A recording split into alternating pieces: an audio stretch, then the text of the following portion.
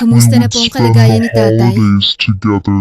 Isang araw sa isang ospital ay mahinahong tanong ng dalagang si Kara ang umalingaw-ngaw. Walang pagbabago, ganun pa rin. Malungkot na saad ng kanilang ina na si Lorena.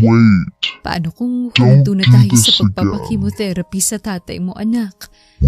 Agad na umiling-iling ang ulo ni Kara sa narinig. Hindi, Nay. Hanggat may chance pa tayong lumaban para kay tatay, lalaban tayo. Hindi natin siya susukuan. Mariing sambit ni Kara sa kanyang ina. Roon bumagsak ang luha ni Lorena. Pero tingnan mong tatay mo.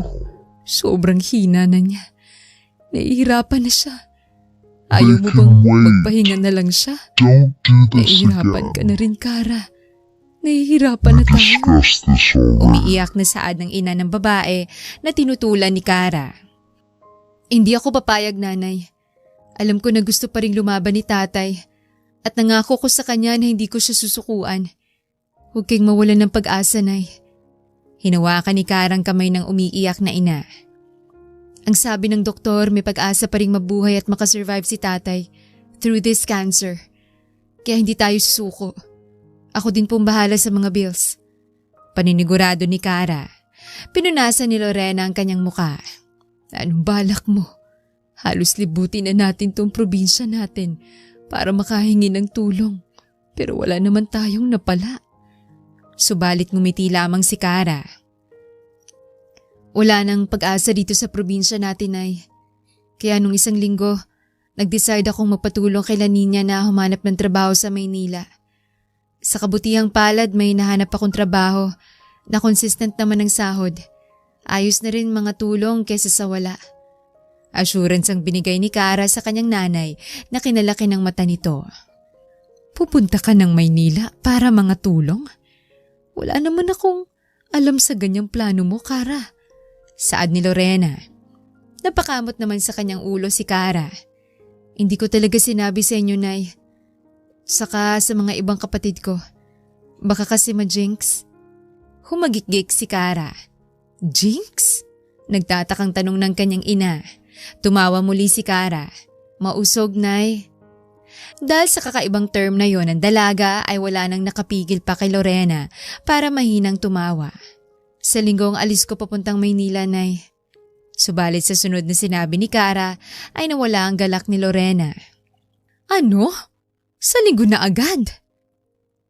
Hindi makapaniwalang sambit ng kanyang ina. Napakabilis naman, Kara. Ngumiti ang babae bago hinawakan ng kanyang kamay. Mas ayos na yun, Nay. Mas maaga din tayong magkakapera. Pambobola ni Kara. Huwag niyo na po akong isipin.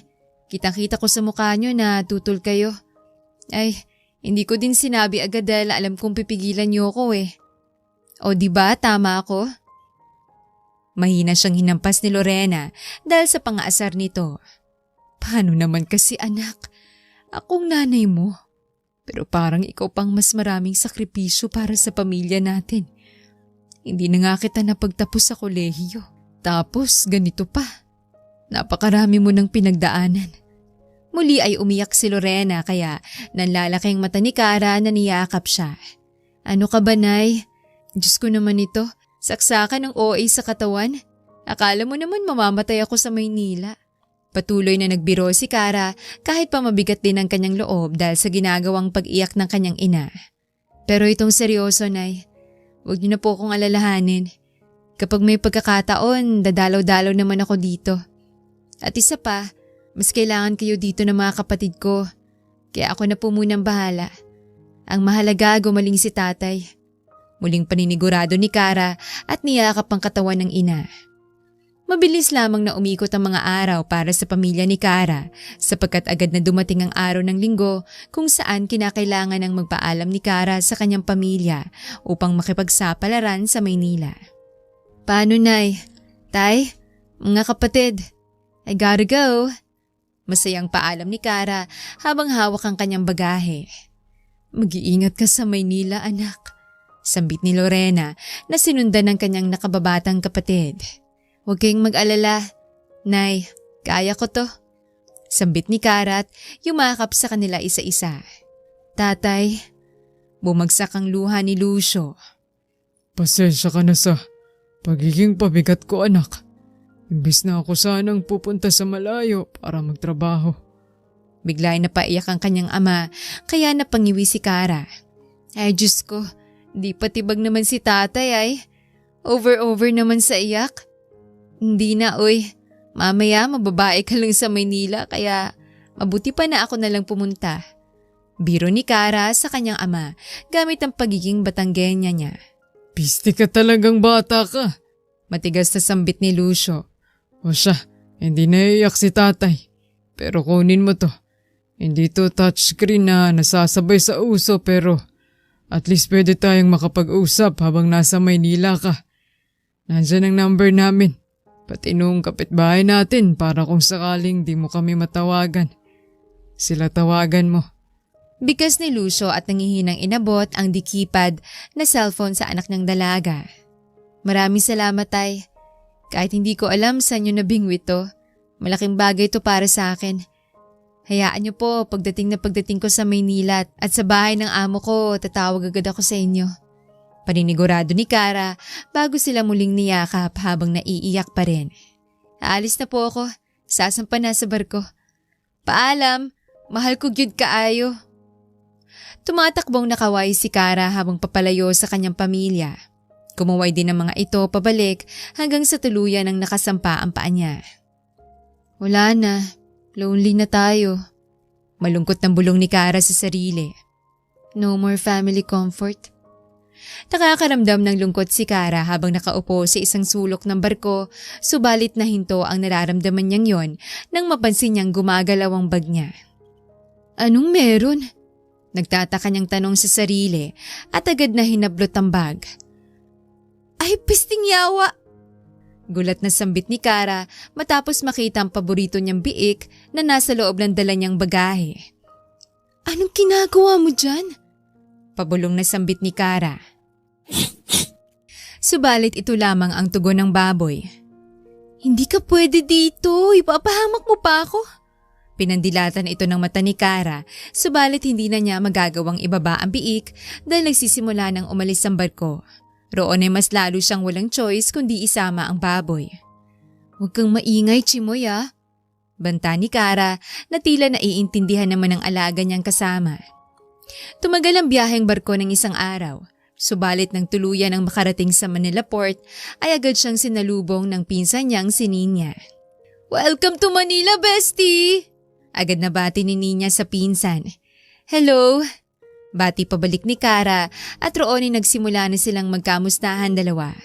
Agad din siyang hinatid nito sa terminal ng bus at binigay sa kanyang address ng bahay na papasukan niya bilang isang katulong. Pasensya ka na talaga at hindi kita masasamahan ng matagal. Hindi rin kita magawang mapatuloy sa bahay dahil alam mo naman kung saan lang ako nakatira. Paumanhin ni niya na hindi naman kinasama ng loob ni Kara. Ayos lang yun, insan. Naiintindihan naman kita. Tsaka isa pa, kaya ko ng sarili ko dito. Sa pagtulong mo pa lang sa akin na makahanap ng papasukan sa Maynila, malaking bagay na. Paninigurado ni Kara at muling niyakap ang babae bago sila tuluyang magpaalam sa isa't isa. Roon muling nag-isa si Kara. Agad siyang nag-asikaso ng ticket para naman sa sasakyang bus. Hoy, Chimoy, huwag kang malikot. Banta ni Kara habang inaayos ang ticket sa sasakyan. Chimoy! Subalit ayaw makinig ng biik dahil agad itong umalis sa hawak ni Kara at tumakbo palabas ng highway. Chimoy! Roon hinabol siya ng dalaga subalit nanlaki ng sobra ang mga mata ni Kara nang makitang may rumaragas ang kotse ang bubunggo kay Chimoy. Chimoy ko! Sigaw ni Kara kasabay ng malakas na pagbusina ng sasakyan ng isang lalaki. Dahil sa biglaang pagsulpot ni Kara at ng biik ay nagmamadaling nilihis ni Lord ang kanyang sasakyan na tumama sa poste ng ilaw. What the actual heck? Agad na mura ni Lord matapos niyang makalabas sa umuusok niyang sasakyan. Chimoy! Subalit nang tumingin siya sa dahilan kung bakit siya nabangga ay mas lalong nagalit si Lord. Are you some kind of crazy woman? Muntik na kitang mabangga. Tapos nabangga ako sa poste. And here you are, una mo pang lalapitan yung baboy na yan. Galit na saad ni Lord habang matalim ang mata na nakatingin kay Kara. Subalit hindi siya tiningnan ng dalaga. Hey, naririnig mo ba ako? Galaiting sambit ni Lord at nagmamadaling lumapit kay Kara. Muntik mo nang mabangga ang biik ko. Matalim na sambit ni Kara bago siya tumingin kay Lord. Alam mo ba kung anong mga pinagdaanan namin para lang makapunta dito? Kung gaano kahabang pasasama namin? Paano na lang kung hindi ka nakaiwas? Nakapatay ka pa ng baboy. Sa paniniil ni Kara ay agad na napaawang ang labi ni Lord. What? Hindi makapaniwalang usad ni Lord. May gana ka pa talagang maging dramatic after what happened? Miss, to make things clear to you, ako muntik ng maaksidente. Kaya kung dapat may inaalala ka, ako yun. At hindi ang baboy mo na hindi ko alam kung bakit kasama mo. Kaibigan ko siya. Mariing sambit ni Kara. Magkasama kaming dalawa lumaki sa bukid namin. Tsaka isa pa, kasalanan mo rin naman eh. Kung hindi ka mabilis magpatakbo ng sasakyan mo, hindi ka sana makakadisgrasya. Sa pagiging palaban ni Kara ay mas lalong napipikon si Lord.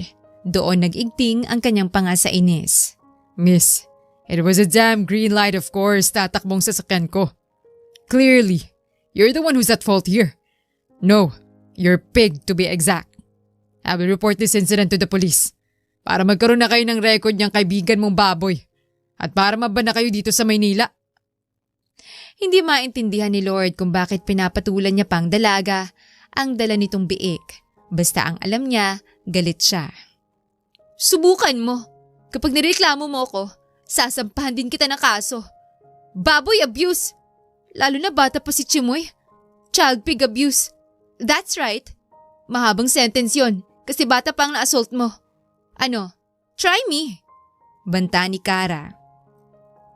Nanlaki ang mga mata ni Lord sa narinig. What the fuck? Mura ng lalaki. Ang kotse napapalitan at napapaayos. Pero kung buhay ni Chimoy ang nawala, hindi mo may babalik yun. Mariing sambit ni Kara bago binuhat ang biik at umalis na. Hindi ka man lang magsusorry. Sigaw ni Lord. Hindi naman ako yung tumawid. Sigaw pabalik ni Kara. Naiwan na lang natigalgal si Lord dahil sa nangyari. Ngunit nang mahimasmasan siya ay hinayaan niya na lang ang babae bago nagmamadaling binalikan ng kanyang kotse. Ayos ka lang ba, Chimoy? Ikaw naman kasi, makukulong pa tayo dahil sa kakulitan mo. Sumama-sama ka sa akin dito tapos ipapahamak mo ko. Pananaway ni Kara sa alaga. Roon huminga ng malalim ang babae habang palihim na nakatingin sa nagalit niyang binata. Gusto niya talagang humingi ng pasensya dito subalit natatakot na siya sa lalaki. Huwag mo nang ulitin yun ha, lalo na kapag nando na tayo sa bahay ng amo natin. Sambit ni Kara. Noon sa makaday, nagdalagbaboy, ang litsyo nandiyon na. Hindi kalaunan ay nakarating din ang dalaga sa binigay na address sa kanya ni Nina. Roon siya ay namangha dahil sa sobrang laki ng bahay na pagtatrabahuan niya. Grabe, parang palasyo na sa laki. Sambit ni Kara. Sa bagay, yung subdivision pa lang na ito, halata mo nang mayayaman ang nakatira. Pero mukhang itong bahay ata ng amo kong pinakamalaki sa lahat. Nangingiting saad ni Kara bago nag-doorbell. Magandang umaga po. Bati ni Kara sa sumalubong. Ikaw ba yung bagong mamamasukan dito? Tanong ng matanda habang nakangiti sa kanya. Tumango naman si Kara kaya agad siyang pinapasok nito. Naku, kahapon ka pa namin hinihintay. Pero huwag kang mag-alala. Alam naman nila, madam na galing ka pang Samar, talagang mahabang biyahe. Ang bili niya nga sa akin, pagpahingahin ka daw muna pagdating eh. Sa sinabing yun ng matanda, ay agad na pangiti si Kara sapagkat doon niya naramdaman na mabait ang amo niya. Mukhang mabait po si madam ah. Sambit ni Kara. Ay oo iha, mabait talagang pamilyang Consengco. Lalo na yung mag-asawa. Nga pala, ako si Marie. Ako yung mayordoma dito. Tawagin mo na lang akong nanay. Gusto mo bang ilibot kita dito sa bahay? Alok ng matanda, tumango naman si Kara bilang pagsang-ayon. Matapos maibaba ang mga gamit ay agad nang sumama si Kara sa mayordoma ng bahay. Roon inikot siya nito sa lahat ng sulok ng bahay na talagang kinamangha ni Kara. Dito sa palapag na to, ang room ng young master. Sa unang kaliwang pinto ang eldest young master. Siya yung panganay pero nasa ibang bansa siya. Yung pangalawang pinto para sa bunso. At yung pangduloy para kay young master lord. Huwag mong papasukin yan basta-basta dahil ayaw niyang may pumapasok sa kwarto niya. Paalala ni Nanay Marie. Tumango naman si Kara habang tinatandaan lahat.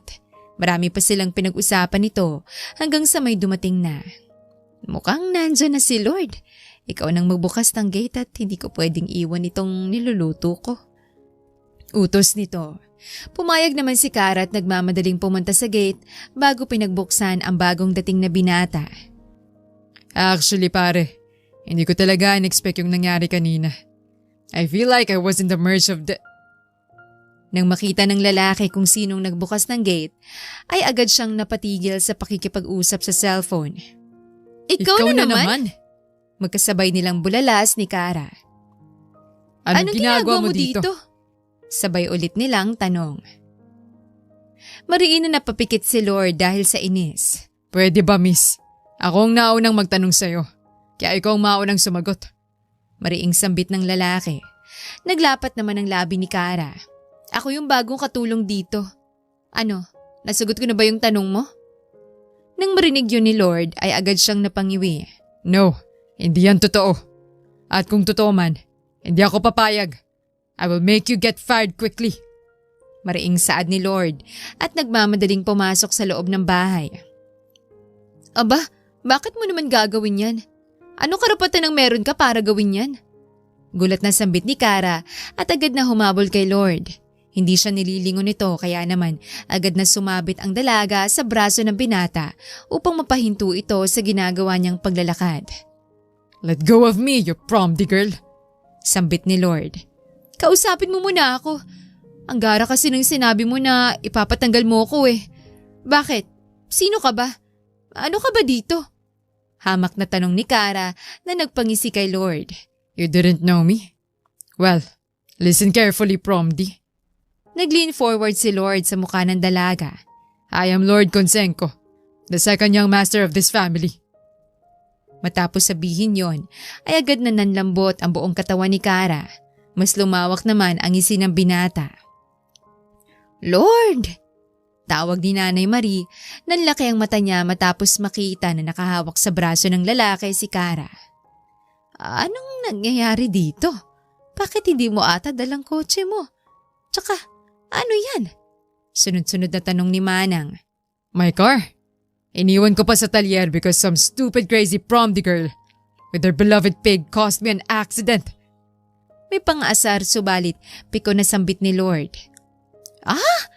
Naaksidente ka? Diyos ko, kauwi mo lang dito sa Pilipinas. Sigurado kung mababaliw ang mami mo kapag nalaman niya itong nangyari. Hysterical na sambit ni Marie. You heard that, Promdi? You better prepare an explanation later or you'll end up in prison with your pig. Banta ni Lord bago binawing braso niya sa dalaga. Roon ay gusto na lamang magpalamon sa lupa ni Kara dahil hindi niya inaasahan na. Amo ko pala yung nadisgrasya namin ni Chimoy. Sambit niya sa sarili. Mabilis na humantong ang gabi. Isang gabi kung saan unang beses pa lang sa trabaho ni Kara, subalit may foul na agad siya habang kaharap ang mga among kakasamahin. Lord, Kara, ano ba talagang nangyari sa daan? Mahinahong tanong ni Cindy, ang ina ni Lord. Unang nagsabi ang binata sa nangyari kaya naman bago pa magsalita si Kara ay agad nang kumilos ang dalaga at lumuhod sa harap ng mag-asawang Conseco. Ma'am, sir, mali ko po. Alam kong mali ko lahat ng nangyari kanina. Kunin niyo po ang buhay ko kung gusto niyo. O kaya parusahan niyo po ako. Pero sana labas na po si Chimoy dito. Kasalanan ko po dahil nagkulang ako sa pangaral sa kanya. Maluhaluhang sambit ni Kara na kinalaki ng mata nilang lahat dahil sa pagkagulat. Baliw talaga. Sumasakit ng ulo ni Lord sa dalaga. This is crazy. Natatawang sambit ng bunsong Conseco. Nagkatingin na naman ang mag-asawa bago tumawa. Iha, calm down. We're not going to punish you. Alam naman namin kung saan ka nanggaling at marahil naninibago ka palang sa kalakaran dito sa Maynila. Kaya don't worry, hindi ka namin tatanggalin at bukas ang bahay namin para sa'yo. Sambit ni Cindy na sinang-ayunan ni Drake. Mom, you're supposed to fire her. Singhal ni Lord. Shut up, brat! Kailangan ni Karang tulong natin. Besides, I like her. Magaan ang loob ko sa kanya. And I know she's someone I can trust. Bumaling ang babae kay Kara. Iha, don't mind my son. He's immature sometimes. But he is good and very professional. By the time being, sigurado kong magkakasundo din kayong dalawa. Patanda ni Mrs. Conseco bago gumiti kay Kara. Asa, I will not go against your decision. But make sure na hindi ako guguluhin na babaeng yan. Lalo na yung baboy niya. Kung hindi sa kondo talaga ako magsistay. Matigas na sambit ni Lord bago umalis. Maraming salamat po, ma'am. Napakalaking bagay po sa akin na tinanggap niyo ako dito sa bahay niyo. Pangako po, hindi kami magiging sakit sa ulo ni Chimoy. Swear ni Kara na pinahintulutan naman ng mag-asawa. Subalit sa kanyang pananatili ay tila parang tinik sa lalamunan nilang dalawa ang magsama sa iisang bahay. Chimoy, tara dito! Tawag ni Kara sa kanyang biik. Damn it! Gulat na sambit ni Lord matapos niyang muntik na maapakan ang biik. Yung baboy mo na naman. Gagawin ko talagang tosino yan. Agad na niyakap ni Karang biik. Hindi ka na inaano ah. Bulong ng babae. Hindi ba babahong bahay dahil sa baboy mo? Tanong ni Lord habang papunta siya sa dirty kitchen. Ako po bang kausap niyo? Tanong ni Kara. May ibang tao pa ba dito? Tanong pabalik ni Lord. Sigurado naman ako na hindi dahil alagang-alaga ko si Chimoy. Marunong din siyang makisama. Promise. Ngumiti si Kara. Napatingin naman si Lord sa biik. Bakit ba kasi sa dami ng pwede mong maging alaga, baboy pa talagang napili mo? Nagtatakang tanong ng lalaki. Nagkipit balikat naman si Kara. Hindi ko din alam. Binigay lang kasi sa akin ng tatay ko yung nanay ni Chimoy. So nung nanganak, naging kasama ko na. Napangiwi na lang si Lord. For sure, yung family mo, weird din kagaya mo. 6 binata. Kumunot ang kilay ni Kara. Hindi ah. Kung kagaya kita na lumaki sa probinsya, hindi ganyan ang maiisip mo. Hayaan mo. Sana balang araw madala kita sa probinsya namin. Para naman makita mo kung paano kami mamuhay doon. Promise, mag-e-enjoy ka. Malawak ng ngiti at galak ang lumabas sa mukha ni Kara. At lahat ng yon ay malayang napanood ni Lord. I don't know if I would like that. Laking city ako. Laking ibang bansa. At kung dadalhin mo ako sa probinsya nyo, baka mapikon lang ako ng sobra dahil sigurado ko na higit 10 karang nandun. Ikaw pa nga lang sumasakit ng ulo ko. Magdadagdag pa ba ako ng kikilalanin? Piloso pong bato sa kanya ni Lord, subalit sa loob ng binata ay nasiyahan siya sa nilatag na plano sa kanya ni Kara. Medyo pangit ang ugali mo, no? Tanong ni Kara, inosente. Naibuga naman ni Lord ang iniinom niyang kape. Ganyan ka ba talaga magsalita? Gulat na usal ng lalaki. Bakit? Nagsasabi lang naman ako ng totoo. Sabi ni tatay, mas okay nang maging totoo kaysa makipagplastikan ako sa taong ayaw ko. Nakangusong sambit ni Kara. So ayaw mo sa akin? Tanong ni Lord. Wala akong sinasabi na ayaw ko sa'yo. Ang sa akin lang, sinabi ko na medyo pangit ang ugali mo. Medyo lang kasi alam ko mabait ka naman dahil mabait sila mama mo. Paliwanag ni Kara. Napahilot na lang sa kanyang ulo si Lord. Fine. But remember this. Ganito lang naman ako sa'yo dahil may kasalanan ka at yung baboy mo sa akin. You never said sorry, remember? Kaya kung ayaw mong ma-encounter yung medyo pangit na ugali ko, huwag kang magpapakita sa akin at yung maliit mong baboy. Piko na wika ni Lord. Kumunot naman ang kilay ni Kara. Hindi ka pa kumakain. Saan ka pupunta, Sir Lord? Habol ni Kara sa lalaking paalis na ng bahay. Pupunta ako sa kumpanya. Mamayang gabi pa ako makakauwi. Sambit ni Lord at inirapan siya. Roon napamaang ang labi ni Kara habang nagtatanong sa sarili kung may nagawa ba siya dahil galit na naman ang binata sa kanya nang umalis ito. Napaka-moody, sambit ni Kara sa sarili. Nagpatuloy ang ganoong cycle nila ni Lord sa loob ng isang buwan. Madalas pa rin silang nagtatalo, subalit paunti-unti ay nagkakasundo at nagkakaintindihan naman silang dalawa. Hindi ka na naman kakain bago ka pumasok sa trabaho? Alalang tanong ni Kara sa binata. Maraan naman siyang nilingon ni Lord. Hindi na, nakapagkape naman na ako. Sambit nito. Agad pumalatak si Kara. Hindi maganda na panay kape ka lang. Magkakasakit ka pa sa ginagawa mo eh. Wait lang. Nagluto ko ng maaga. Magdala ka sa kumpanya para may makain kayo. Nakangiting sambit ni Kara. Roon napatitig sa kanya si Lord. Don't bother, Kara. Simpleng sambit ni Lord, subalit hindi nakinig sa kanyang babae at nagsimula ng magtakal ng mga pagkaing pwedeng baunin ng kanyang amo. Ito na! Tada! Sa pagiging energetic ni Kara ay mahinang napatawa si Lord. Yan, kainin mo yan lahat para hindi nag-aalala sa'yo sila Ma'am Cindy. Napaka-workaholic mo. Naiiling na lang siyang tinawanan ni Lord. Thank you for this. Sambit ng binata, matagal siyang napatitig sa maamong mukha ni Kara at roon ay may naramdaman siyang kakaiba. I'll go ahead. Paalam na lamang ni Lord bago tuluyang umalis. Nilalagnat ba siya? Namumulay. Nagtatakang tanong ni Kara sa kanyang sarili. Tibali na nga. Nagpatuloy sa kanyang trabaho si Kara. Nag-message na rin siya sa kanyang pamilya upang balitaan ang mga ito. Magpapadala po ako sa inyo bukas. Bili kayo makakain at mga gamot ni tatay. Sambit niya sa text habang nakangiti. Dumating ang tanghali. Nasa opisina si Lord habang nakatingin sa mga baon na hinanda ni Kara. Why am I feeling like this? Tanong ni Lord sa sarili. Konting effort lang naman yun na normal ginagawa ng mga katulong para sa amo nila. Pero bakit pakiramdam ko, it has something I couldn't explain? Patuloy na pagkausap ni Lord sa kanyang sarili. Ayos ka lang? Tanong ng kaibigang si Mark. Napamulagat si Lord. Yeah. Sagot ng binata. Mahinang tumawang kaibigan. Akala ko kung ano nang nangyayari sa'yo eh. Bulong ko kasi ng bulong kanina pa. Sita nito sa kaibigan. Roon na palunok si Lord. Kinuha niya ang baonan ng pagkain bago tinikman ang mga niluto ni Kara. Ibang-iba yon sa mga nakasanayan niya. Para namang luto ng asawa yung kinakain mo. Napapatulala ka pa Sambit ni Mark sa kaibigan. Asawa? Ulit ni Lord sa kanyang narinig. Roon may narealize si Mark. Damn!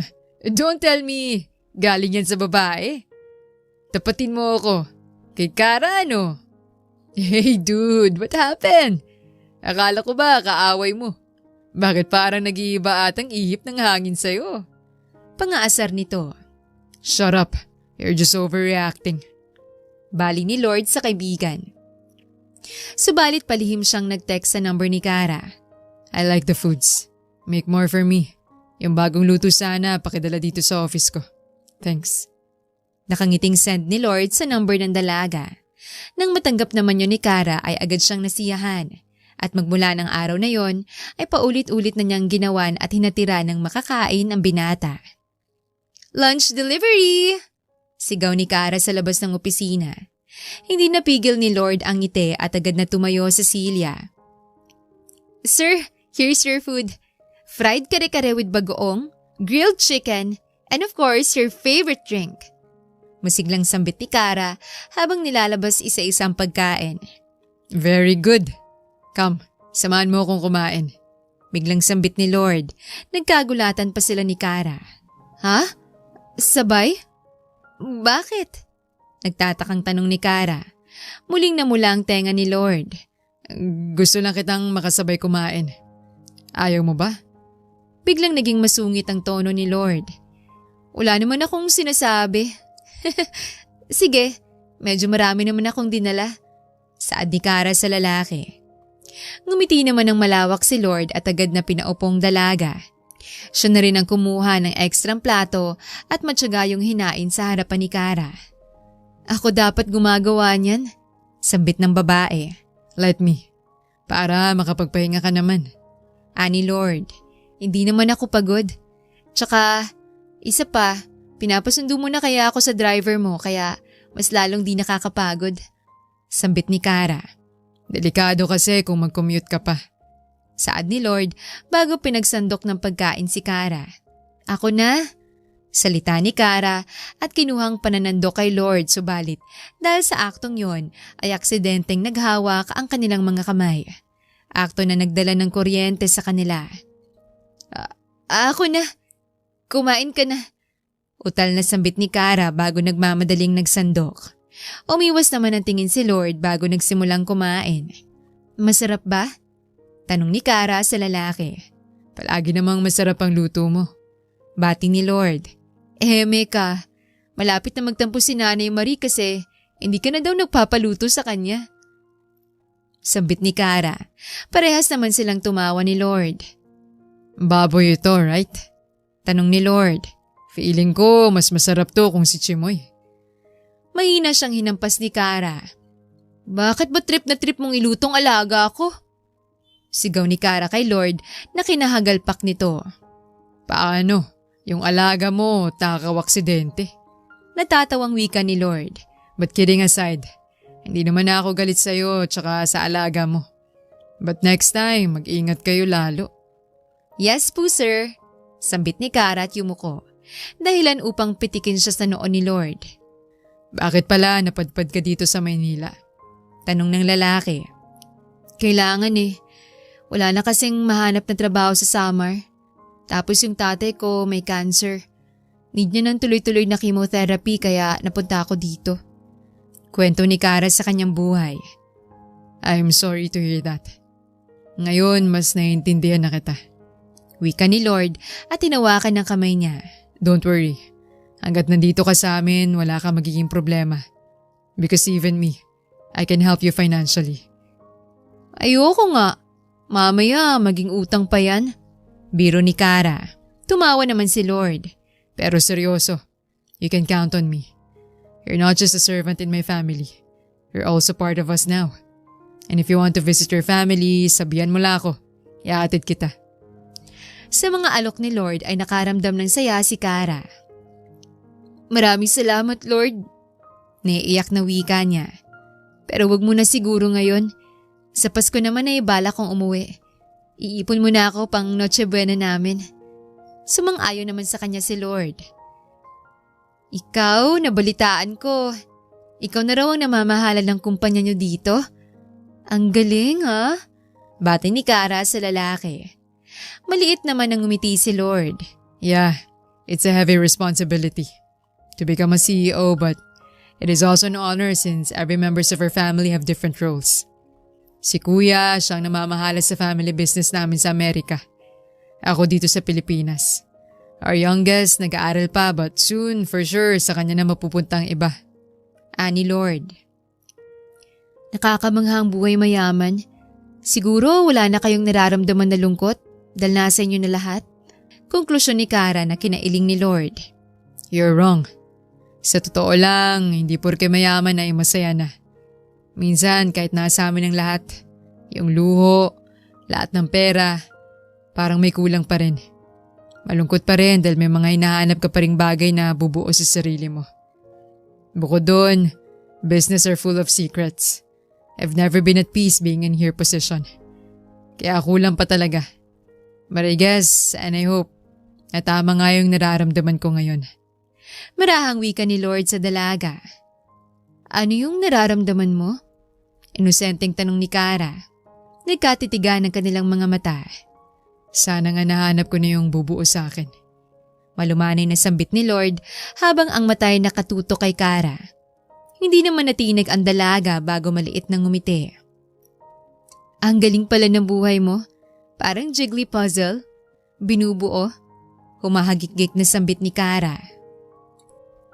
Roon ay mahinang napatampal sa kanyang noo si Lord dahil hindi naintindihan ng babae kung anong pinaparating niya at kung anong ibig niyang sabihin. Minsan slow ka rin talaga. Yan sigurong napapala mo kakasama mo sa baboy na yun. Wala ka bang ibang kaibigan? Piko na sambit ni Lord habang kumakain. Si Chimoy naman sinisisi mo. Wala ka nang ibang nakita kundi si Chimoy. Chimoy. Napakabait ng baboy ko para maging deserving siya sa ganitong trato. Muling drama ni Kara na nagsanhi upang pitikin siya muli ni Lord. Sumasakit talaga ang ulo ko kapag kausap ka. Pagsisinungaling ni Lord sapagkat ang totoo ay masaya siyang makita at makausap araw-araw ang babae. Ako naman, masaya kasama ka. Kahit na hindi maganda yung una nating encounter, naging sobrang gaan na ng loob ko sa'yo. Kaya sana huwag kang magbabago, Lord. Sana palagi na lang ganito. Palaging masaya. Wika ni Kara. Pangako, hindi ako magbabago sa'yo. Pananda ni Lord. Subalit tila hindi sila kaya pagbigyan ng tadhana dahil habang nasa kalagitnaan sila ng pagkilala sa isa't isa ay isang trahedya ang kakasangkutan ni Lord at Kara. Masyadong traffic, gagabihin tayo masyado. Sambit ni Kara habang kausap ang nagmamanehong si Lord. Kaya nga, baka hindi tayo umabot sa opening ng program. Kara, ayos lang ba sa'yo if dumaan tayo sa ibang ruta? Tanong ni Lord. Agad namang tumango ang dalaga. Agad na lumiko si Lord, subalit ang rutang pupuntahan nila ay sadyang napakadilim at walang tao. I don't know kung bakit napili ng parents ko magtayo ng charity sa ganitong kalayong lugar. Reklamo ni Lord. Mahina namang tumawa si Kara. Marami kasing batang hindi naaabutan ng tulong sa mga probi-probinsya. Bumuntong hininga naman si Lord, subalit gumaan ang kanyang mga iniisip nang hawakan ni Kara ang kamay niya. Kalma ka lang, magkasama naman tayo. Matamis at simpleng wika ni Kara. Okay, sabi mo eh. Sambit ni Lord. Thank you so much for coming with me. Imbis na nasa bahay ka na lang now at nagpapahinga, pinili mo pang sumama sa akin. Ayos lang naman, gusto ko rin sumama sa ganito. Sa barangay namin, madalas din akong sumasama sa mga program para sa kabataan. Wika ni Kara na siya namang masayang pinakinggan lahat ni Lord. Subalit habang madilim at mahaba silang biyahe, ay bigla na lamang may sasakyan na humarang sa kabilang daan. Roon nagulat silang dalawa nang may 4 na lalaking lumabas. Konsenko! Labas! Sigaw ng isang lalaki sa kanila. Anong nangyayari, Lord? Tanong ni Kara. Mahinang napamura si Lord. Tauhan sila na mga kaaway namin sa negosyo. And I know they are here to foul play. Simpleng sambit ni Lord. Hala, anong gagawin natin? Nataranta na si Kara. Agad siyang hinarap ni Lord at hinawakan sa muka. Dito ka lang sa loob ng sasakyan. Akong lalabas at makikipag-usap sa kanila. Kahit na anong mangyari, wag na wag kang aalis. Dahil hindi ko kakayanin kung may gagawin sila sa'yo. Naintindihan mo ba ako? Paalala ni Lord habang paulit-ulit na hinihimas ang mukha ni Kara. Ano? Ayoko. Hindi ako papayag. Hindi kita pwedeng hayaang humarap sa kanila mag-isa. Laban ni Kara. Ngunit inilingan lamang siya ni Lord. Hindi pwede. They are brutal. Pinipersonal nila ang sanay. Negosyo lang. Kaya listen to me this time. I know you're stubborn, but you have to follow my orders, not only as your boss, but because I care for you. Kaya stay here. Mariing utos ni Lord at marahang hinalikan ng noon ni Kara. Roon hindi na nakapagsalita pa ang babae matapos biglang lumabas sa sasakyan si Lord. We mean no harm. Just let us pass freely and safely, and no one will get hurt. Malamig na sambit ni Lord, subalit ang kamay niya ay nakaamba na sa dala niyang baril. Mag-isa ka na lang, Konsenko. Pero napakayabang mo pa rin. Sambit ng isang lalaki na kanang kamay ni Aberin. Sa loob ng kotse ay nakasubaybay lamang si Kara. Ilang beses na rin siyang tumawag sa emergency hotline, subalit nanlaki ang mga mata niya matapos masuntok si Lord. Lord! Sigaw ni Kara ng paulit-ulit. Masaktan si Lord ngunit palihim lamang siyang inilingan ng lalaki. Don't you dare! Wika ni Lord. Nagbabanta matapos lumingon ng mga lalaki sa loob ng kanyang sasakyan. May kasama ka? Natatawang tanong ng isa sa kanila at kinwelyuhan siya. Roon nakita ni Kara na nakasalampak na si Lord at hindi kumikilos. Pupuruhan ka lang namin dito tapos yung kasama mo naman. Natatawang sambit nila Diego kaya mariin na pumikit si Lord matapos niyang makita ang pagtaas ng tubo. Hahampas na sana ito sa katawan ni Lord subalit isang bagay ang nangyari. Mga pisti kayo! Malakas na sigaw ng dalaga. Doon ay napamaang ang labi ni Lord matapos niyang makita na hinambalos ng kahoy ni Kara ang dalawang lalaki. Leche, may babae! Sigaw ng isang lalaki. Kiatay! Kiatay! Sigaw patuloy ni Kara. Kara, watch out! Sigaw ni Lord, nanlaki ang mata niya matapos makita na nasa harap na niya ang binata at hawak ang braso ng lalaking mananakit sa kanya.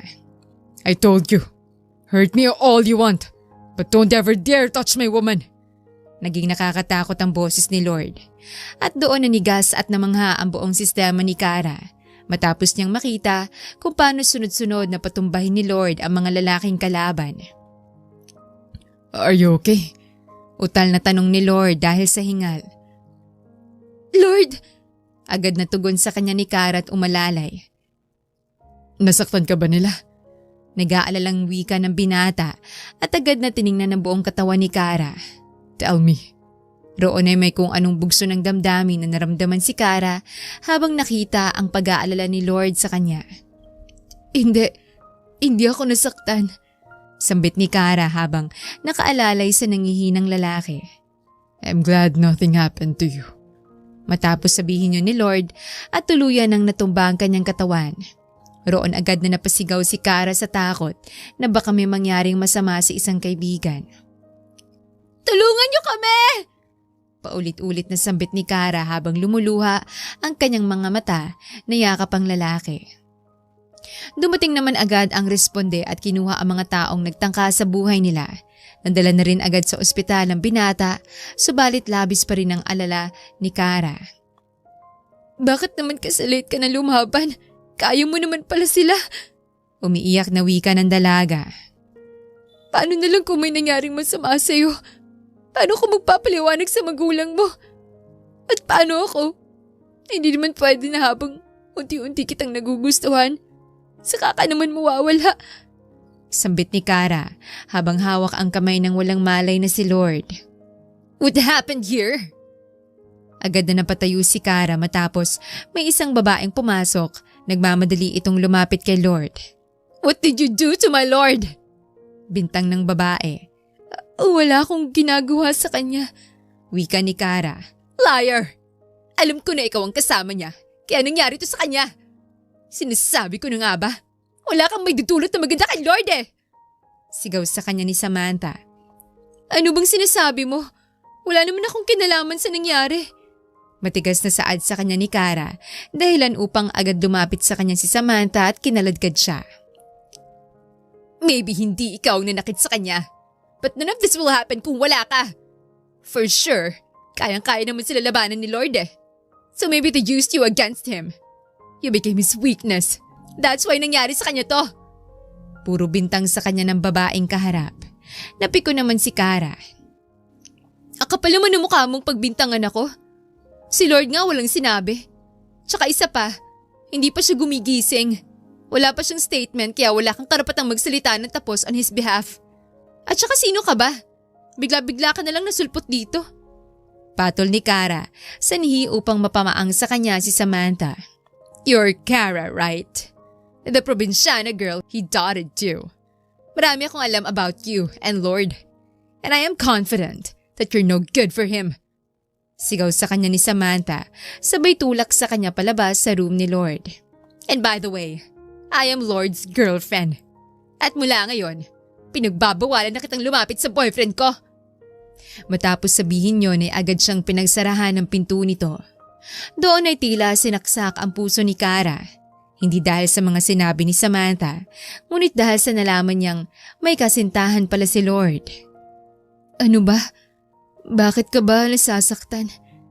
Ikaw lang naman ang nagbibigay ng meaning sa mga ginagawang trato sa iyo ng tao na yon. Tsaka, kaaway ka niya. Bukod dun, katulong ka lang ng pamilya niya. As if naman magustuhan ka niya. Sambit ni Kara sa sarili habang nagpupunas ng luha. Isang linggo din sa ospital si Lord at mula ng araw na yon ay hindi na muling dumalaw si Kara sa lalaki. Kara, Tawag sa kanya ni Lord. Naglalakad na ito habang may mga bakas pa rin ng sugat sa muka. Come on Lord, ihatid na kita sa room mo.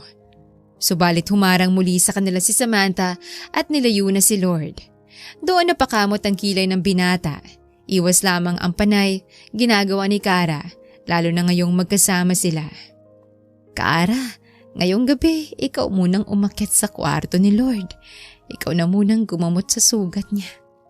Sambit ni Nanay Marie isang gabi habang nag-aasikaso sila.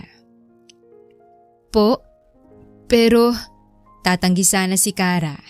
Wala nang pero-pero. Marami kasi akong kailangan gawin dito sa baba. Kaya ikaw na munang bahala sa kanya.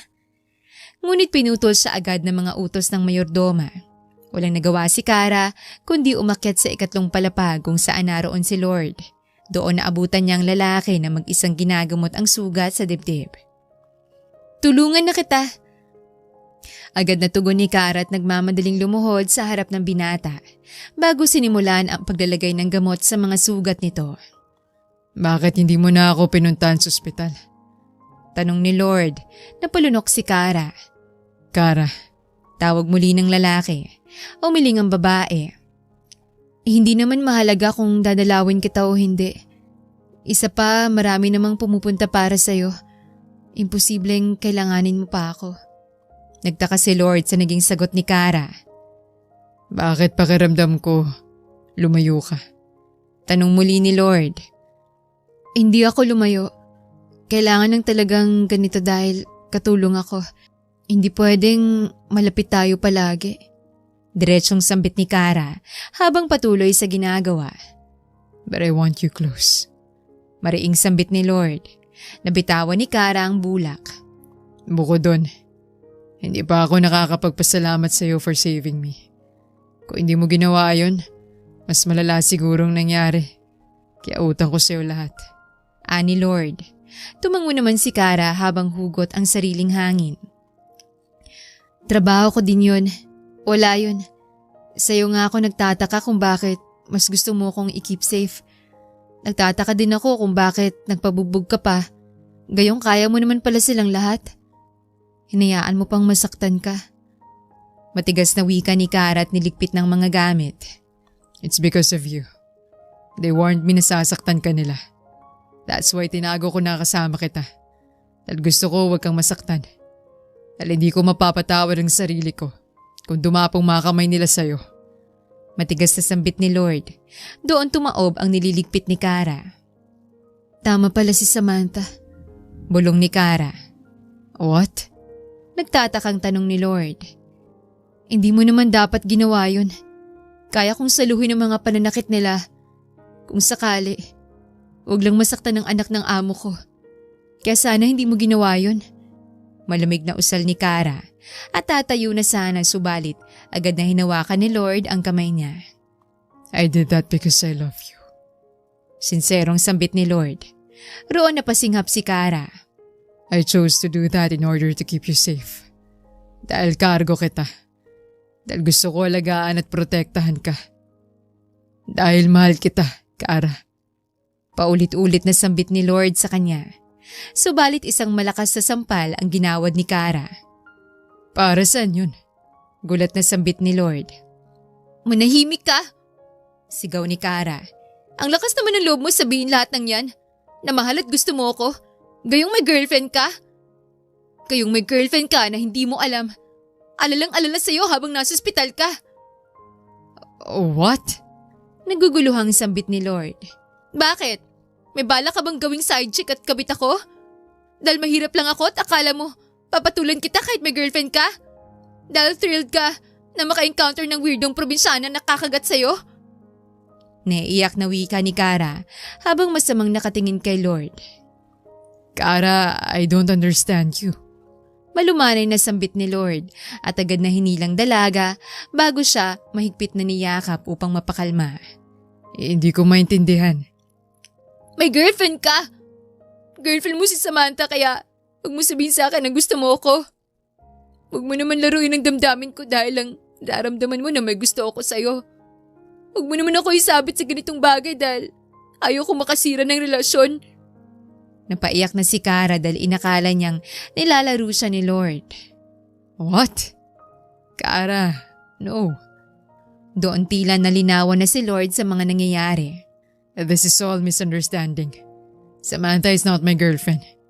She's not my girlfriend.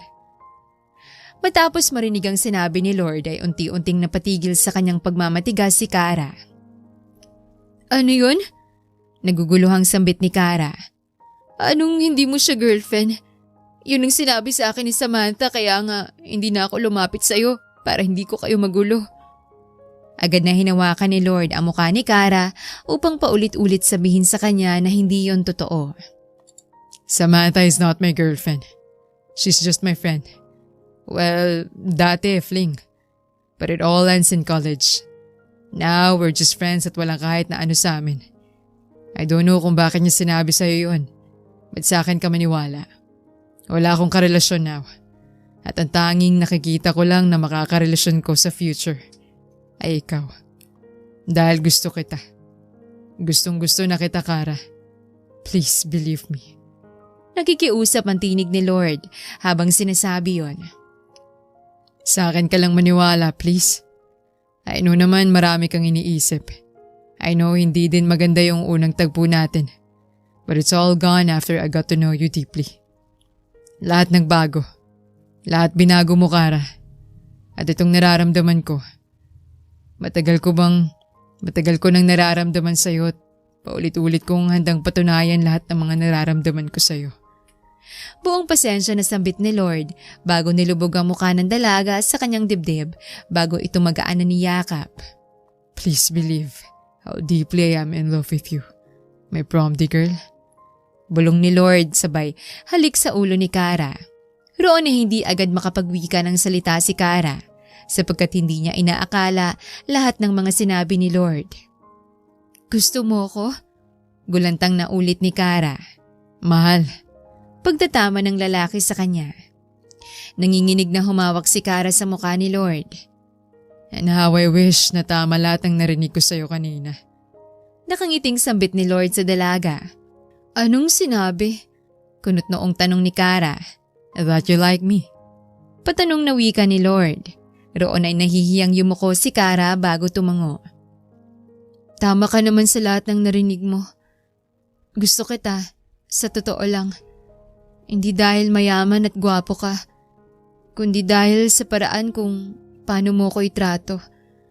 Nung una akala ko normal lang dahil baka ganun ka lang sa lahat. Tumingin sa kanya si Kara. Pero patagal ng patagal, yung normal na yon hindi na nawala sa isip ko. At nung nakita ko kung paano mo ko ipagtanggol, doon ko mas na sigurong nararamdaman ko para sa'yo. Na gusto kita. Pero alam kong imposible dahil kung titingnan, katulong lang naman ako sa buhay mo. At maging akin kay sadyang napaka-imposible talaga. Punong-puno ng pagtatalong isip ni Kara. Kara, walang imposible. Hindi sukatan kung ano ka, kung ano ko, kung mag-ano tayo sa bahay na to. Dahil yung nararamdaman ko sa'yo, mas mataas pa yon sa kahit na anong posisyon at handa akong patunayan yun sa'yo. Malambing na saad ni Lord sa babae. Pero paano mga magulang mo? Tanong ni Kara. Wala kang dapat ikabahala sa kanila. Matagal nang alam nila mom and dad ang nararamdaman ko sa'yo. At inahayaan lang nila akong makahanap ng tiyempo magtapat sa'yo. Tanggap nila tayo, Kara. Kaya ikaw at ang pagtanggap mo na lang sa akin ang hinihintay ko. Wika ni Lord. Gulat man ay nakangiting tumango si Kara. Medyo nahihiya na tuloy akong humarap kila Ma'am Cindy. Pero kung ganun ang sitwasyon, sobra akong nagpapasalamat. Salamat sa pagtanggap. Maluhaluhang sambit ni Kara bago magaan na hinalikan ng labi ni Lord. Doon nagulat ang binata.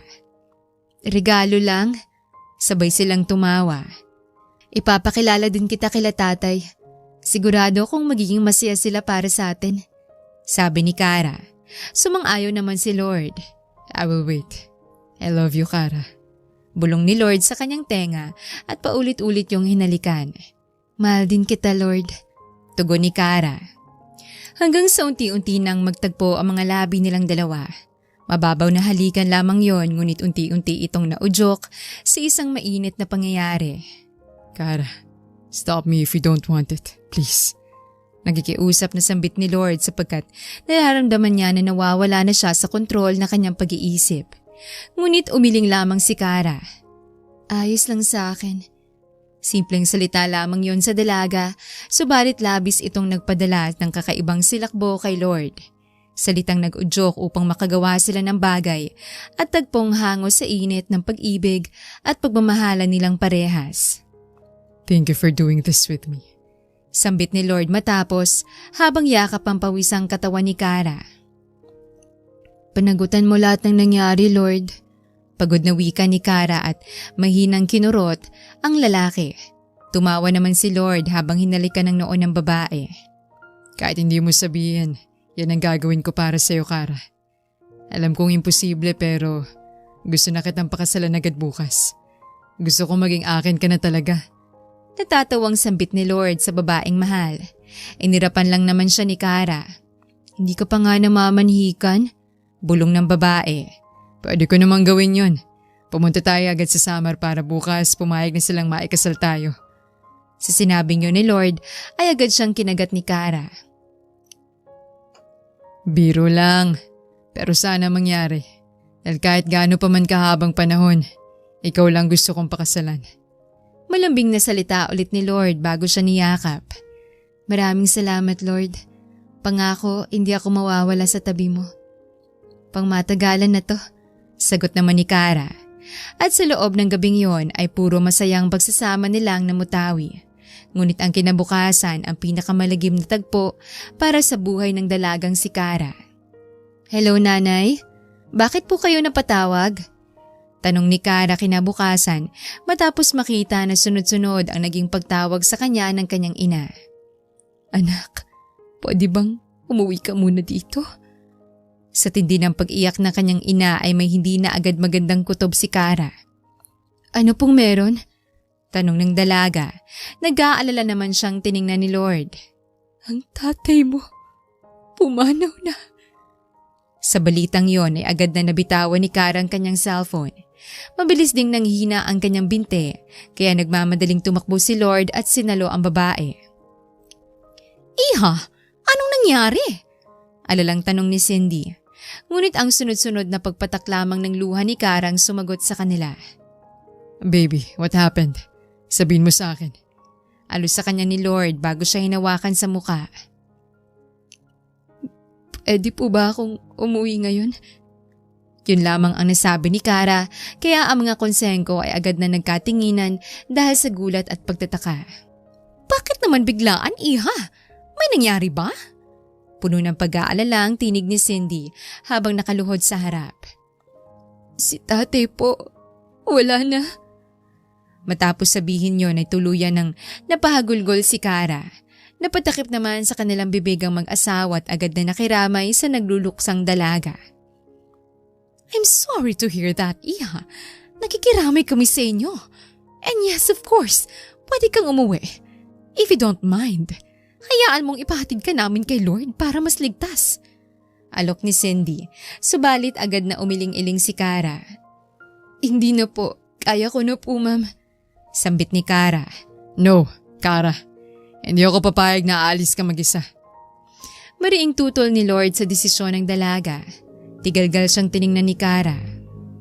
Marami kang trabaho. May problema din ang negosyo niyo dahil sa banta ng mga aberin. Kaya mas magandang manatili ka dito. Kailangan ka nila, tita. Kailangan ka ng kumpanya at kaya kong sarili ko kaya pakiusap. Unahin mo munang sarili at pamilya mo, Lord. Ayos lang ako. Yun ang sambit ni Kara, subalit ang luha niya ay patuloy sa pagbagsak. She has a point, Lord. Sambit ni Drake habang nakatingin sa nag-aalalang anak. Baby. Pangungulit pa rin ni Lord. Lord, pakiusap. Pamimilit din ni Kara. Marahas na napahinga si Lord. Fine. But hindi ka aalis mag-isa. Ipapadala ko sa'yo si Manong Ben. Iatid ka niya at hanggang sa pag-uwi mo sa akin, makakasama mo siya. Ito lang ang tanging paraan para makasiguro ako na ligtas at maayos ka makakabalik sa probinsya niyo, Kara. Kaya sana hayaan mo na ako. Yun ang tanging pakiusap ni Lord sa kanya. Hindi naman na tumutol si Kara at pumayag na rin. Doon ay nagmamadali siyang nagdala ng gamit at umalis. Naging sobrang bilis lang ng biyahe, subalit ang pagdating ni Kara sa kanilang tahanan ay sadyang napakabigat para sa kanya. Tatay! Yun lamang ang paulit-ulit na sambit ni Kara. Ikaw ang hinanap niya hanggang sa huli. Umiiyak na saad ni Lorena, dahilan upang mapuno ng pagsisisi si Kara. Patawarin mo ko, Tay! Kung hindi ako nakaabot. Sambit ni Kara sa labi ng ama bago napahagulgol. Ang burol ay naging mabilis lamang. Humantong din agad sa libing malipas ang 5 araw. Ngunit kahit natapos na ang libing at umusad na ang ilang linggo, ay hindi pa rin bumabalik sa kanyang sarili si Kara. Kara, kumain ka na anak. Pakiusap ni Lorena. Ate, tawag ng mga kapatid ni Kara. Anak naman. Hanggang kailan ka ba magiging ganyan? Naiiyak na sambit ni Lorena sa kanyang dalaga. Nagsisisi ako. Hindi ko man lang naabutan na buhay si tatay. Samantala, napakarami ko pang pinangako sa kanya bago ko umalis. Sinabi ko pa sa kanya na gagaling siya. Tapos hanggang sa huli, nabigo ko lang ulit siya. Muli ay mahinang napaiyak si Kara dahil sa paninisi sa sarili. Anak, hindi mo kasalanan ang nangyari sa tatay mo. Kaya huwag mong sisihin ang sarili mo. Alam ko at alam ng tatay mo na ginawa mong lahat para maipagamot siya. At kung alam mo lang, sobrang pasasalamat niya sa'yo. Paglilinaw ni Lorena sa malungkot na isipin ni Kara. Pero nabigo pa rin ako, iligtas siya, nanay. Humikbi si Kara habang sinasabing mga yon. Hindi ka nabigo, anak. May mga pangyayari lang talaga na hindi natin kontrolado. At isa na doon ang buhay ng tatay mo.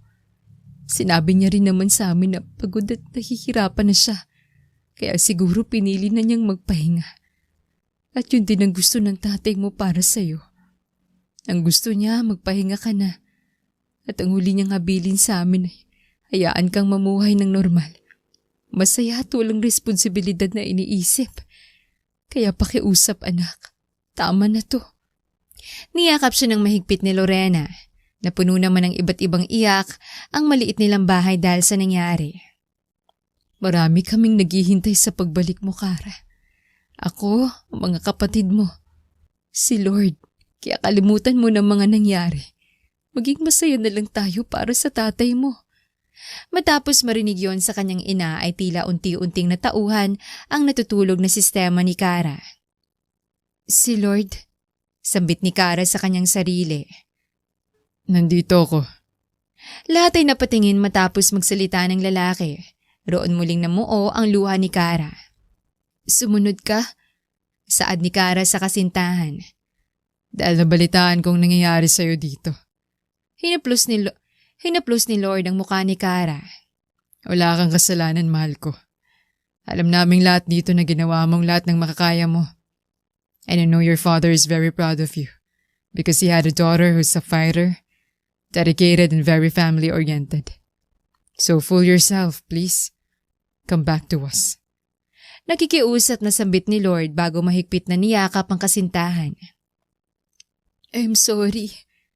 Yun lamang ang paulit-ulit na sinasabi ni Kara kay Lord at sa buo niyang pamilya na nauunawaan naman nilang lahat. We will move forward. Pangako ni Lord. Subalit lahat sila ay napaatras nang biglang tumayo si Kara at nagmamadaling tumakbo papunta sa lababo at sumuka. Kara, okay ka lang ba? May sakit ka ba? Alalang tanong ni Lorena habang hawak ang anak. Wala, sambit ni Kara at muling sumuka ngunit wala naman siyang nailalabas na kahit ano. Huwag po kayong mag-alala, baka dahil lang to sa wala akong maayos na kain, assured ni Kara sa buo niyang pamilya. Subalit sa ilang araw pa nilang pananatili doon ay paulit-ulit na pansin sa kanya ang patuloy na pagduduwal sa umaga. Akin na nga yung mangga sa kayong bagoong. Bilis! Utos ni Kara sa bunso niyang kapatid. Pahikuha nga din yung suka sa ref, Jiggy. Sige na, naglalaway talaga ako dun eh. Nagtataka man ay sumunod ito sa kanya. Sarap na sarap pa itong kumain kaya naman napatanong na ang ina. Buntis ka ba, Kara? Seryosong tanong nito. Doon nagkatinginan si Kara at Lord. Marami na rin akong napapansin. Sambit ni Lord, yung pagsusuka mo, yung mga kakaibang kinakain mo, yung panay pagtulog mo. And then I remember, it's more than 1 month after what happened between us. Lord, tawag ni Kara. Magpapacheck up tayo. Sambit ng lalaki. Kaya bilang paninigurado ay agad silang nagpa-check up at doon tumambad ang balita na buntis nga si Kara. You're really pregnant. Maluhaluhang balita ni Lord. Nakamaang naman ang bibig ni Kara at ang kanyang pamilya ay gulat man subalit napapalakpak. Hindi ko inaasahan to, bulong ni Kara. Kaya na ba natin, Lord? Kaya na ba nating bumuo ng pamilya? Ano na lang sasabihin natin? Bago pa lang tayong nagsasama. Hush, don't mind that. Of course, kaya natin. Paninigurado sa kanya ni Lord. Anak naman, matapang ka. Alam kong kaya mong maging isang ina sa anak mo. Puno ng tiwalang wika ni Lorena. Pero unplanned pa po lahat ng to. Natatakot na sambit ni Kara, ngunit isang mainit na kamay ang humawak sa kanya. Baby, I know you're scared now. Alam ko nag-aalala ka rin sa magiging future ng magiging anak natin. At alam ko na sobrang nababahala ka dahil wala pa naman ito sa plano. Pero hindi na tayo pwedeng mag-back out now. This baby, it's a blessing. It's a blessing for us.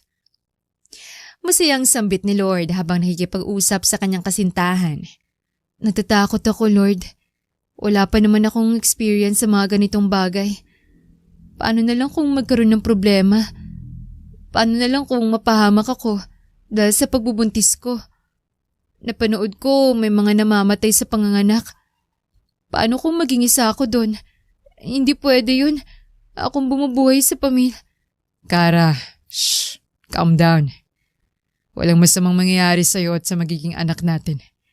Magiging maingat tayo parehas. Aalagaan kita. Kung kailangan, araw-araw at oras-oras nasa tabi mo ko. Gagawin ko para lang masiguro na okay kayo ng anak natin. Wala kang dapat ikatakot. Talanggat kasama mo ko. Walang masamang mangyayari sa'yo o sa inyo. Ang mga salita ni Lord ang nagpakalma kay Kara. Tama si Lord, anak. Hanggat nagtutulungan kayong dalawa, walang masamang mangyayari. At saka isipin mo, what if itong regalo sa'yo ng tatay mo? Naalala mo noon? Palagi niyang sinasabi sa'yo na ang isa sa mga pangarap niya para sa'yo ay makabuo ka ng sarili mong pamilya. Ito na yun, anak. Nasa tamang edad ka na din naman. Ang bawat salita ng ina niyang si Lorena ay tila isang haplos sa puso ni Kara. At bukod doon, iha, makakasama mo naman kami. Para na kitang anak. At lalo ngayon na magkakaapo na kami sa inyo ni Lord, mas lalo ka naming aalagaan. We will provide you safe care and security. Just don't doubt this pregnancy because your child is a blessing for all of us. Ang pamilya naman ni Lord ang nagsalita, kaya muling napatingin si Kara sa kanyang kasintahan bago ito maliit na tinanguan. Tulong-tulong at sama-sama na kaming nakikiusap sa iyo dito, mahal. Lahat kami nagtitiwala na kaya mo. Lahat kami naniniwala na ito man ang unang beses pero alam namin na magiging mabuting ina ka sa anak natin. Tumawa si Lord. Kung kahit simoy nga, naging mabuti ka. Sa baby pa kaya natin? Sa sinabi niyo ni Lord ay napuno ng tawanan ang maliit na hospital room na kinuha nila. Walang dapat pagdudahan, Kara. Mahal kita at hanggang nagmamahalan tayo, sigurado ko na mapupuno din natin ang pagmamahal ng anak nating dalawa. Tuloy-tuloy lamang ang panlalambing at pananalita ni Lord. Si Kara naman ay magaan na napahawak sa kanyang tiyan habang ang kanyang labi ay unti-unting umunat sa isang malawak at sinserong pagkakangiti. Magkakaanak na ako. Maraming salamat sa inyong lahat. Lalong-lalo na sa iyo, Lord. Kung wala ka siguro, hindi ko kakayanin ang lahat ng mga nangyari sa akin. Salamat dahil nakilala kita. At ngayon hindi man natin ine-expect parehas. Magkakaroon na agad tayo ng pamilya. Sambit ni Kara sa lalaki. Yumuko naman sa harap niya si Lord. I'm sorry din, Kara, mahal. Sa sinabing yun ni Lord ay agad na kumunot ang kilay ni Kara. Saan ka humihingi ng pasensya? Nagtatakang tanong ni Kara habang nakatingin sa lalaking kasama. Dahil nauna pang mangyaring lahat ng to bago kita pakasalan. Wika ni Lord. I know how conservative you are. Alam ko kung gaano mo pinapangalagaan ang sarili mo kaya humingi ako ng pasensya kung nakabuo tayo ng hindi mo na kita naiharap sa altar. Pero pinapangako ko sa iyo, Kara, hindi ka manganganak nang hindi tayo kasal. Tila paiyak na si Lord sa kanyang mga sinabi. Ano bang pinagsasabi mo dyan? Mariing sambit ni Kara habang pinandilatan ng mata si Lord. Magpapakasal na tayo. Papakasalan na kita. Hindi pwedeng lumabas ang anak natin na hindi pa kayo konsengko. Namumula ang mga mata ni Lord. Roon ay agad na napabangon sa hospital bed si Kara matapos na lamang biglang lumuhod ni Lord sa kanyang harapan habang ang kamay ay may hawak na singsing. Saan mo naman nakuha yan? Pasigaw na tanong ni Kara. You already had that ring bago pa man kayo magka-label. Palagi niya kasing sinasabi sa amin ng mami niya na pakakasalan ka na agad niya. And I guess itong chance na to yung nahanap niya para mag-propose sa'yo. Natatawang sambit ni Drake habang nakaturo sa anak. Shut up, Dad. Saway ni Lord. But he's correct. Bago pa man talaga ako magtapat ng nararamdaman ko sa'yo, namili na agad ako ng singsing. Because I want our relationship to last till beyond. To end up being married. Ganun ko nakikita ang future ko with you, Kara. Sa sinasabing yun ni Lord ay bakas na bakas ni Kara ang pagiging seryoso at sincero ng binata. Hindi mahalaga sa akin ang haba ng panahon. Basta nung nakilala kita at minahal kita. Ang mahalaga na lang sa akin ay makasama ka. At pangako, ibibigay ko lahat. That's why I am now kneeling in front of you to ask. Will you marry me, my Kara? Umaasang tanong ni Lord.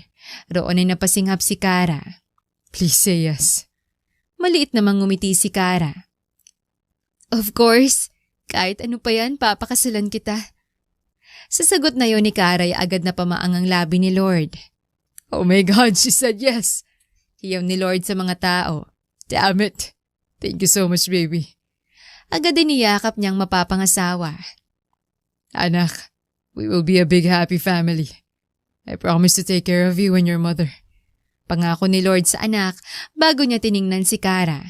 Mahal na mahal kita, mahal ko. Matamis na wika ni Lord habang hawak ang mukha ng dalaga. Thank you so much for coming into my life. Sobrang blessful ko sa'yo. Maging ako, Lord. Kaya yes, kahit ano at kahit anong mangyari, sa iyo lang ako sasama. Mahal na mahal din kita. Ikaw at ang magiging anak natin. Sa sagot na yon ni Kara ay tila natunaw ang puso ni Lord. Roon ay masaya silang nagyakap habang paulit-ulit na pinagpapasalamat sa may kapal ang pagtatagpo nilang dalawa sa hindi inaasahan at magulong kapalaran.